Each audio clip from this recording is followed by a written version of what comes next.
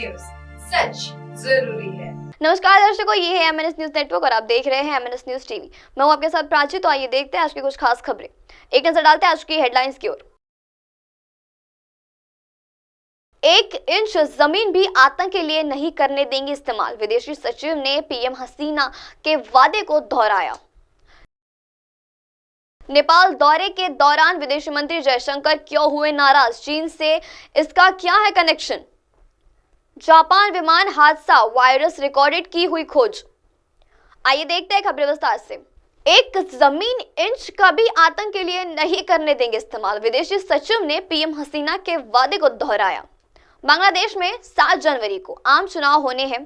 प्रधानमंत्री शेख हसीना लगातार चौथी बार पीएम पद के लिए चुनाव लड़ रही है। वहीं विदेश सचिव मसूद बिन मोमेन ने आगामी चुनाव का भारत और अन्य पड़ोसी देश पर असर पड़ने पर बात कही है। विदेश सचिव मसूद बिन मोमेन ने कहा है कि भारत बांग्लादेश संबंध 1971 से शुरू होने वाले बहुत मजबूत नींव और भारतीय सैनिक ने बलिदान पर बने हैं। इन वर्षों से यह संबंध मजबूत हुए हैं। हाल ही में कई स्तरों पर हमारे संबंध और खिल गए हैं। उन्होंने कहा है कि एक बात जो मैं देखना चाहूंगा वह है कि कनेक्टिविटी से अधिक प्रगति और प्रासंगिक आर्थिक लाभ के साथ संयुक्त परिजनों ने इस दिशा में कुछ नींव रखी जा चुकी है। इसलिए बांग्लादेश और बाद में भारत दोनों में आगामी चुनाव से अच्छे परिणामों के साथ इन विभिन्न कनेक्टिविटी से संबंधित परिजनों को और मजबूत किया जाएगा। उन्होंने कहा है कि दोनों देशों के बीच आर्थिक संबंध के साथ दोनों पक्षों से माल लुढ़ाई की अधिक मात्रा के संदर्भ में विकसित हुई है। इसलिए हम दोनों अर्थव्यवस्था की पूरकताओं की क्षमता का पूर्ण उपयोग करना चाहेंगे। हम जापानियों की मदद से एक मराठवाड़ी बंदरगाह सामुदायिक और निर्णय कर रहे हैं। इसलिए यह केवल पर्वतित भारतीय राज्य के लिए नहीं बल्कि भूटान और नेपाल के लिए भी अच्छा मौका है। मोमेन ने कहा है कि प्रधानमंत्री शेख हसीना की किसी भी तरह से आतंकवादियों को कतर बर्दाश्त नहीं करनी चाहिए। इसके साथ ही वह बांग्लादेश की 1 इंच जमीन पड़ोसी भाग को नहीं देना चाहती है। वह इसके खिलाफ इस्तेमाल नहीं करने देंगी। इस स्थानीय से मामले में कुछ प्रवर्तक राज्यों को लाभ हुआ और हम प्रगति भी देख रहे हैं, लेकिन हम आगे चलकर इस तर्क को जरूर आजमाएंगे। आइए बढ़ते अगली खबर की ओर। नेपाल दौरे के दौरान विदेशी मंत्री जयशंकर को क्यों हुई नाराजगी, चीन से इनकार, क्या है कनेक्शन। गुरुवार को 2 दिवस नेपाल दौरे पर पहुंचे विदेशी मंत्री जयशंकर ने इसी दौरान चीन अधिकारियों के नेपाल दौरे पर नाराजगी जताई है। Nepali news website my public के मुताबिक नेपाल के राष्ट्रपति रामचंद्र पटौले और प्रधानमंत्री पुष्प कमल दहल के साथ बैठक के दौरान जयशंकर उस समय नाराज हो गए जब उन्हें पता चला कि चीन की कम्युनिटी पार्टी यूनाइन प्रांतीय समिति के स्थानीय समिति के उप सचिव भी शुगांग नेपाल दौरे पर पहुंचे हैं। रिपोर्ट के मुताबिक चीनी अधिकारी भी शुगांग 6 साथियों टीम के साथ नेपाल पहुंचे थे। तभी युवारंट एयरपोर्ट से सीधे मोरेविडिन होटल पहुंचे, जहां उनके साथ और भी लोग मौजूद थे। युगांगी के नेतृत्व वाली 6 सदस्यीय टीम ने चांग शिंग, वाई वेंस, ड्यूनाइन शेयर, चेक यूनियंस और ली शिहाज शामिल हैं। सूत्रों के मुताबिक शी युवायंस का उनकी टीम इस दौरान प्रधानमंत्री पुष्प कमल दहल, उपस्थित राम सहाय प्रसाद यादव और पर्यटन मंत्री सुडान कीर्तनी के साथ भी मुलाकात करेंगे।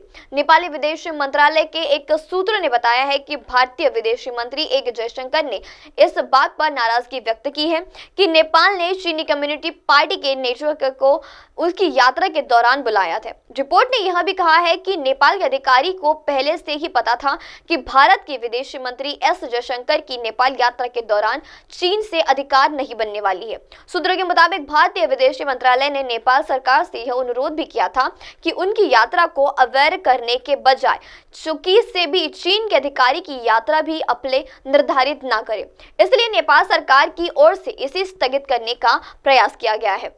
हालांकि चीन अधिकारी के अंतर्राष्ट्रीय कार्यक्रमों की जानकारी नेपाल विदेश मंत्री की ओर से नहीं दी गई थी और न ही कोई शेड्यूल जारी किया गया था। आइए बढ़ते अगली खबर की ओर। जापान विमान हादसा, वायरस रिकॉर्डेड की खोज जारी। 6 जनवरी परिवहन सुरक्षा अधिकारी ने जापान एयरलाइंस के विमान से गंभीर रूप से जले हुए हिस्से से वायरल रिकॉर्डेड की तलाश तेज कर दी है, जिसकी मदद से राजधानी टोयोटा के हाइडेट हवाई अड्डे के रनवे पर एक छोटे तटरक्षक विमान के साथ इस यात्री विमान की टक्कर के कारण के बारे में महत्वपूर्ण जानकारी मिल सकती है। हवाई अड्डे के रनवे को विमानी की आवाजवादी के लिए फिर से खोलने हेतु जले हुए एनस्पेस N320 के तांबलिब को हटाने के लिए शनिवार को भारी मशीनों का उपयोग किया गया। जापान के परिवहन मंत्री ताओशी सेतोन ने कहा है कि अधिकारी सोमवार को रनवे को फिर से खोलने या लक्ष्य करने का भी जांच देंगे। जापान तटस्थ विमानों का मतलब साफ कर दिया गया है। सेतोन ने कहा है कि हवाई अड्डे का यातायात नियंत्रण अभियान कक्ष रहने पर शनिवार से शुरू होने वाले विमानों की आवाजाही की निगरानी के लिए एक नई प्रक्रिया दोहराएंगे।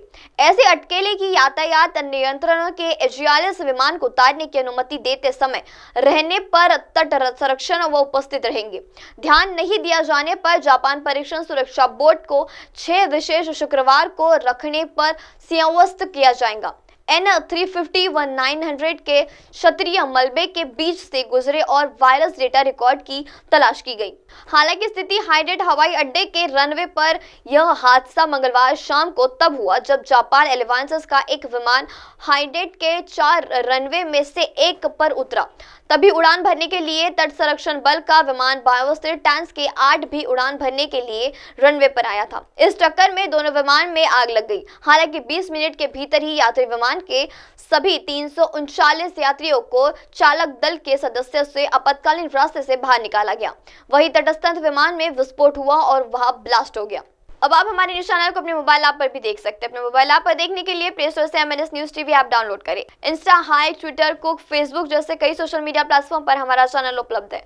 आप इसे यूट्यूब पर भी देख सकते हैं। आप इसे यूट्यूब लाइव भी देख सकते हैं www.mnsnewstv.com पर। अब वक्त चला दर्शकों ब्रेक का। ब्रेक से लौटने के बाद देखते रहिएगा देश और दुनिया की तमाम बड़ी खबरें। बने रहिए MNS न्यूज टीवी पर। नमस्कार।